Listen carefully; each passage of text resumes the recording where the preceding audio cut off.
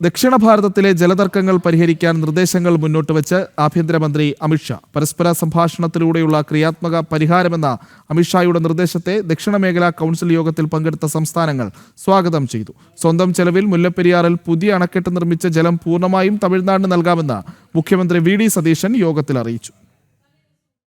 ദക്ഷിണ ഭാരതത്തിലെ സംസ്ഥാനങ്ങളുമായി ബന്ധപ്പെട്ട് തീർപ്പ് കൽപ്പിക്കപ്പെടാതെ കിടക്കുന്ന ജലതർക്കങ്ങൾ എത്രയും വേഗം പരിഹരിക്കേണ്ടതിന്റെ ആവശ്യകത കേന്ദ്ര ആഭ്യന്തരമന്ത്രി അമിത്ഷാ ദക്ഷിണ മേഖലാ കൗൺസിൽ യോഗത്തിൽ എടുത്തു പറഞ്ഞു. പ്രശ്നപരിഹാരത്തിനായി ജലശക്തി മന്ത്രാലയം, ആഭ്യന്തര മന്ത്രാലയം, സംസ്ഥാനാന്തര കൗൺസിൽ, അതത് സംസ്ഥാനങ്ങൾ എന്നിവ ഉൾപ്പെടുന്ന സംയുക്ത യോഗങ്ങൾ ചേരണമെന്ന് അമിത്ഷാ നിർദ്ദേശിച്ചു.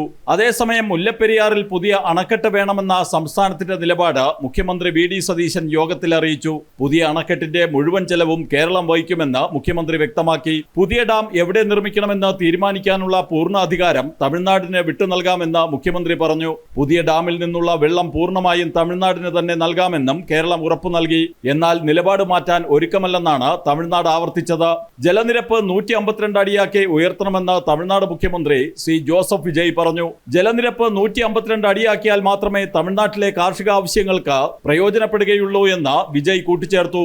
കാവേരി നദീജല തർക്കത്തിന്റെയും മുല്ലപ്പെരിയാർ വിഷയത്തിന്റെയും പശ്ചാത്തലത്തിലാണ് അമിത്ഷാ നിർദ്ദേശങ്ങൾ മുന്നോട്ട് വെച്ചത്. തീർപ്പ് കൽപ്പിക്കപ്പെടാതെ കിടക്കുന്ന ജലതർക്കങ്ങൾ പരസ്പര സംഭാഷണത്തിലൂടെയും ക്രിയാത്മകമായ പരിഹാരങ്ങളിലൂടെയും എത്രയും വേഗം പരിഹരിക്കണമെന്ന ആഭ്യന്തരമന്ത്രിയുടെ നിർദ്ദേശത്തോട് സംസ്ഥാനങ്ങൾ യോജിച്ചു.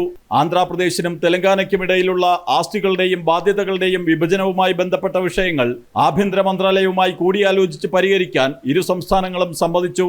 മയക്കുമരുന്നിനെതിരായ പോരാട്ടം, പോക്സോ കേസുകൾക്ക് ഫാസ്റ്റ് ട്രാക്ക് കോടതികൾ, മേഖലയുടെ വികസനം, അങ്ങനെ നിരവധി വിഷയങ്ങൾ യോഗത്തിൽ ചർച്ചയായി. ജനം, ഡൽഹി.